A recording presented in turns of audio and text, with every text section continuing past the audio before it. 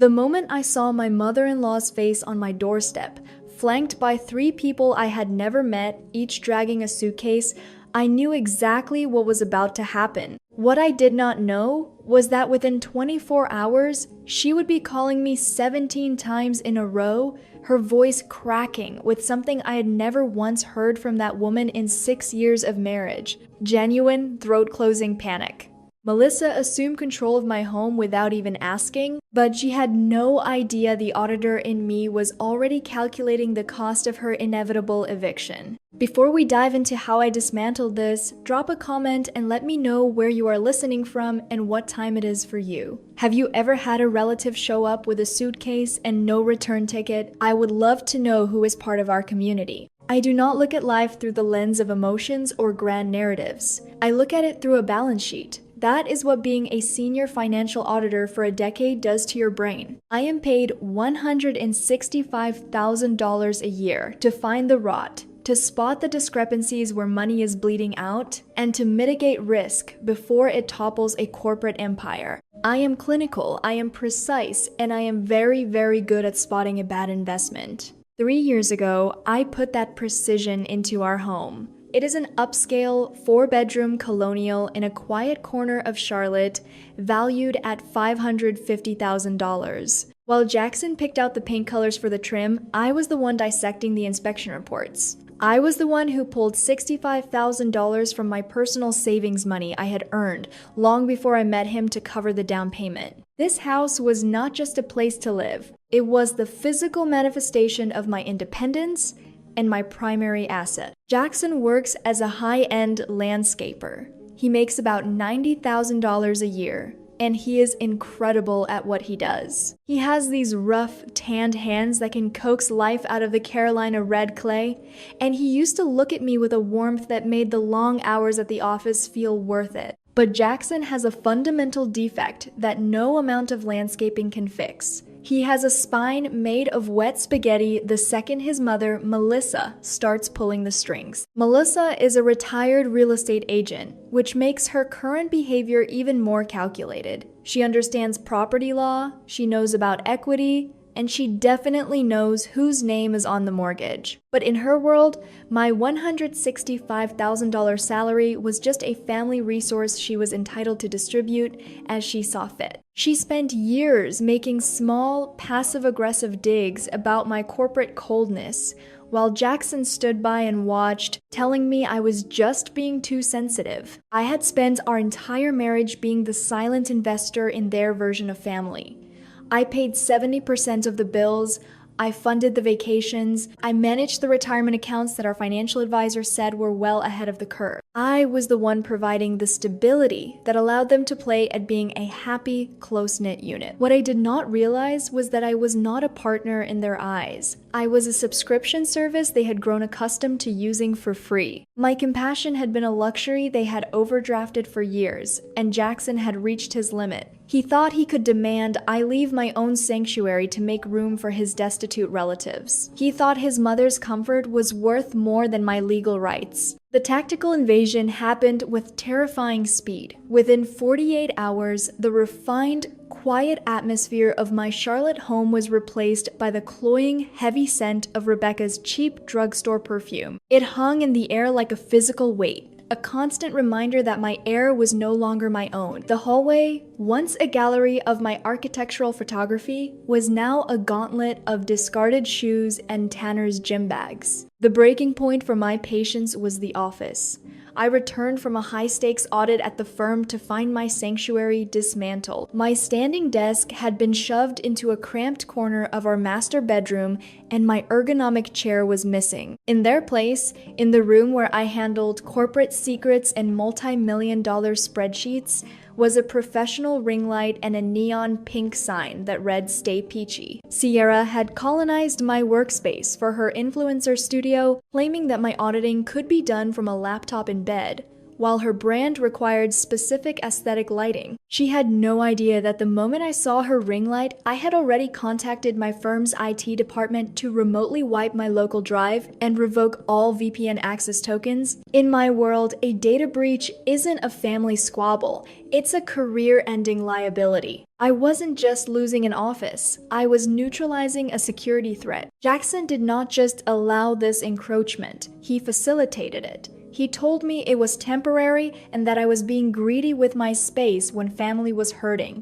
Melissa was the grand orchestrator, moving through my kitchen with a proprietary air, rearranging my spices, and filling my trash cans with greasy takeout containers from places I never visited. The grocery bill tripled. I watched as $7,500 in excess spending began to bleed from our joint account in just 14 days. During those nights of working from my bed with a laptop balanced on a pillow, I felt a strange, numbing detachment. I realized I was caught in what I now recognize as the survivor's invisible chain.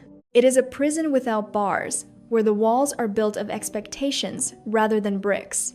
For 6 years, Jackson had slowly conditioned me to believe that my worth was tied to my utility. I was the strong one, the stable one, which meant I was the one expected to endure the most pressure without cracking. His gaslighting was a steady drip of "we are a team" that actually meant "you are the donor." I had been trained to prioritize his mother's fragile ego over my own fundamental rights. It was not weakness, it was a learned helplessness, a script I had been reading for so long that I had forgotten I did not write the lines.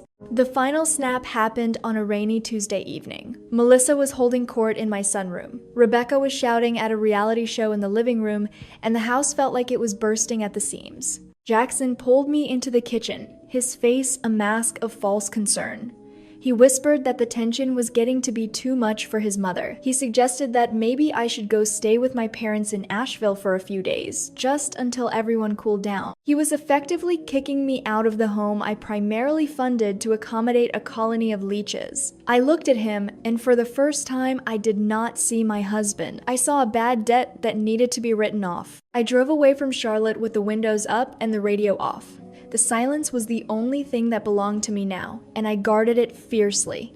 I did not cry. Crying is a biological response to being overwhelmed, but I was not overwhelmed. I was concentrated. For the first time in years, the noise of Jackson's excuses and Melissa's demands had been muted, leaving only the cold, sharp frequency of logic. As the car climbed toward the Blue Ridge Mountains, leaving the humid suburbs for the crisp, thin air of Asheville, I felt my internal compass recalibrate. I was not a displaced wife running to her parents for comfort. I was a senior auditor repositioning my assets before a total liquidation. I pulled into a gravel rest area near Hickory, the engine ticking as it cooled in the mountain air. The darkness outside was absolute, making the interior of my car feel like a pressurized cabin. I pulled my laptop from the passenger seat, the blue light reflecting off my glasses with a clinical glow. I did not hesitate. I simply opened my company's human resources portal. My fingers moved across the keys with the same rhythmic precision I used when identifying embezzlement in a corporate ledger. For the last 6 years, my $165,000 salary had been the atmospheric pressure, keeping their world from collapsing. Every 2 weeks, approximately $5,000 landed in our joint checking account, and from there, it flowed out like water through a sieve. I navigated to the direct deposit settings and entered the routing number for a private account I had established years ago, a just-in-case fund that had remained a secret. With one final click, I rerouted my entire income. The change would take effect in 3 days. I sat there in the dark, visualizing the joint account's balance. Without my deposit, that account was a bathtub with the plug pulled. Jackson's $90,000 salary was impressive on paper, but in the context of our Charlotte lifestyle and his mother's parasitic relatives, it covered less than 40% of the overhead. Within one pay cycle, the account would bleed out. The mortgage would go unpaid. the utilities would face disconnection. I leaned my head back against the headrest, closing my eyes. I had been the silent investor in a venture that offered zero return on investment, and I was officially withdrawing my capital. I walked into the office of Rachel Torres on Wednesday morning. Her firm was located on the 14th floor of a glass building downtown, the kind of place where the air conditioning is always set to 68 degrees and the silence is expensive. Rachel was small, 5 feet 2 inches, with black hair pulled into a bun so tight it looked painful. She did not offer me coffee or ask about the mountain air in Asheville. She simply sat down, clicked a heavy silver pen, and said, "Tell me everything. Do not editorialize, just facts." I gave her facts. I laid out the financial audit of my failed marriage with the same detachment I used for a corporate balance sheet. I showed her the documentation for the $65,000 down payment I had made 8 months before the wedding. I showed her the records of our joint account, where 70% of every dollar was mine. I told her about the 3-bedroom Colonial, the Stay Peachy neon sign in my office, and the moment my husband asked me to leave my own property to accommodate his mother's whims. Rachel took notes for 20 minutes straight, without looking up. When she finally did, she pushed her reading glasses up the bridge of her nose and gave me a smile that made me understand why my coworkers called her a pit bull. "I pulled the property records on your Charlotte address this morning. Mackenzie," she said, her voice precise. "There is something you need to see." She spun her monitor around. "When you purchased the house before the marriage, it was your sole asset. You added Jackson to the deed 6 months after the ceremony because, as you put it, he wanted it to feel like a shared home. Correct?" I nodded. "Right. But here is the discrepancy. While he is on the deed as a co-owner, the mortgage was never refinanced. The loan is solely in your maiden name, Mackenzie Renner. It was never updated. I had intentionally kept my maiden name for my CPA license and corporate branding, a move Melissa always mocked as feminist posturing. She was so blinded by her disdain for my career that she never realized my professional brand was actually the only name the bank recognized as the debt holder, leaving her and Jackson completely blind to the mortgage details. I blinked, the implications clicking into place in my mind like a tumbler in a lock. Rachel leaned forward. "This means you are the only person legally obligated to pay that mortgage. Jackson has zero financial liability for the loan. If the payments stop, the bank does not know he exists. They only come after you. To most people, that sounds like a burden. To us, it is lethal leverage." She tapped a finger on another document. "And then there is the trust deed. The $65,000 you used for the down payment came from a trust established by your grandfather, did it not?" I confirmed that it had. My grandfather had been a land developer who viewed property as a sacred contract. Rachel's smile widened. "Your grandfather was a very cautious man. He included a restrictive covenant in that trust. It explicitly forbids any non-owner residents from occupying the property for more than 30 days without a formal, written lease signed by the primary stakeholder.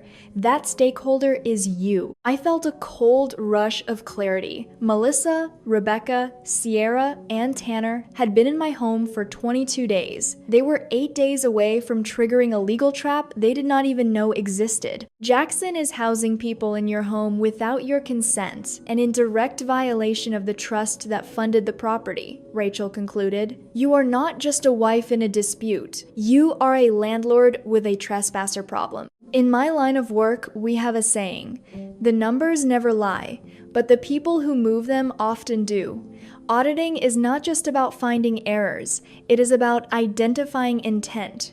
It is about finding the exact moment where a person decides their own greed is worth the risk of total insolvency. I had been so consumed by the high-stakes audit at the firm, burying myself in corporate spreadsheets to escape the reality of my home life, that I hadn't checked my personal alerts. I assumed the bleeding was only emotional. I never expected it to be literal capital. I spent that Thursday night in Asheville performing a forensic audit on our joint financial records, and what I found was the digital equivalent of a smoking gun. Rachel Torres had asked for every record, every statement, and every signed document from the last 6 years.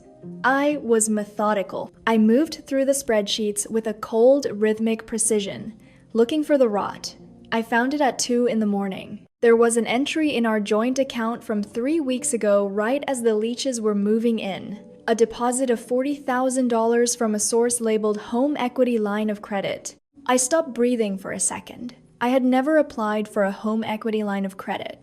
I checked the property records again. Because the mortgage was solely in my maiden name, any additional lien on the property required my explicit notarized signature. Melissa had exploited a dormant digital banking profile I'd neglected since the wedding. She used an e-signature platform she still had access to from her real estate days, likely with Jackson providing the two-factor authentication codes from his shared device, access to bypass the physical notary. Jackson had always been careless with our shared password manager, giving Melissa access months ago under the guise of helping her with her taxes. He thought he was being a good son. In reality, he was handing her the keys to my digital identity. I pulled the digital copy of the application from the bank's portal. There it was, my name, Mackenzie Renner, written in a loop year, more performative script than my own. Melissa, the retired real estate agent, had used her knowledge of the industry to orchestrate a felony. She had forged my signature to fund the lifestyle of her relatives. I tracked the withdrawals, $6,000 for studio equipment for Sierra, $12,000 toward Tanner's outstanding debts, $5,000 for a family vacation fund that I was never told about. They were not just living in my house. They were quite literally eating my future. This was the lethal discovery. Up until this moment, a small, irrational part of me had wondered if there was a path back to us. But as I stared at that forged signature, that door did not just close.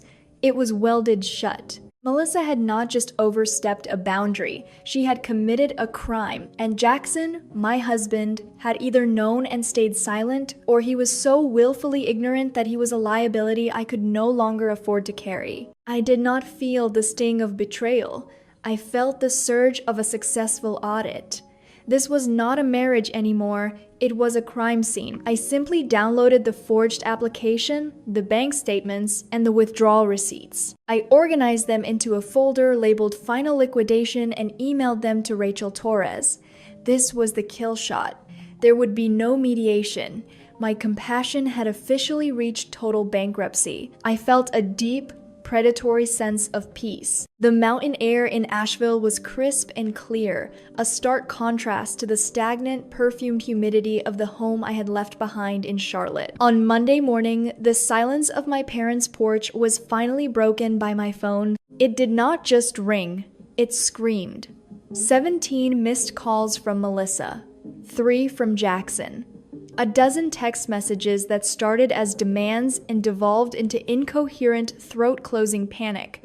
Melissa had been at the high-end organic market, the one where she liked to be seen, with a cart full of delicacies she expected me to fund. But when she swiped the joint card for $382.14, the screen did not flash. Approved. It flashed decline. The cashier, someone Melissa had likely looked down upon for years, had to ask her to step aside. The illusion of the Whitfield matriarch evaporated in the checkout line over a pile of organic kale and expensive cheese she could no longer afford. I listened to her final voicemail while watching the sunrise over the ridge. Her voice was thin, reedy, and stripped of the real estate mogul confidence she had used to colonize my sunroom. Mackenzie, pick up. What did you do? The card is not working. We are at the register, and it is embarrassing. Jackson said you were just cooling down, but the bank says the account is empty.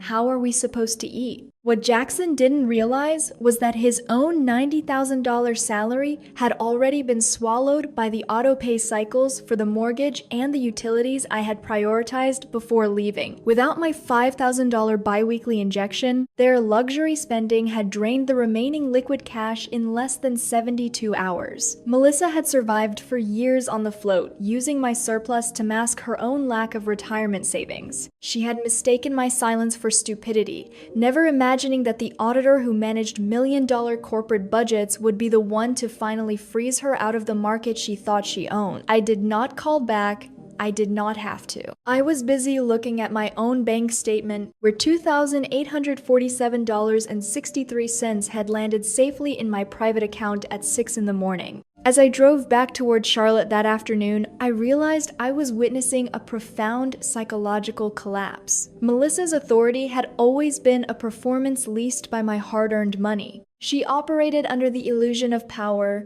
believing that her status as a Whitfield matriarch gave her inherent value. But the truth was, her power had no internal foundation. It was a facade built on my credit score and my direct deposits. In my line of work, we see this often, the difference between having status and being a person of character. Melissa had a luxury lifestyle because I provided it. The moment I withdrew my capital, the queen was revealed as a beggar who had been overdrafting on my life for years. Without my paycheck, her authority was just an empty wallet. I did not pull into my driveway alone.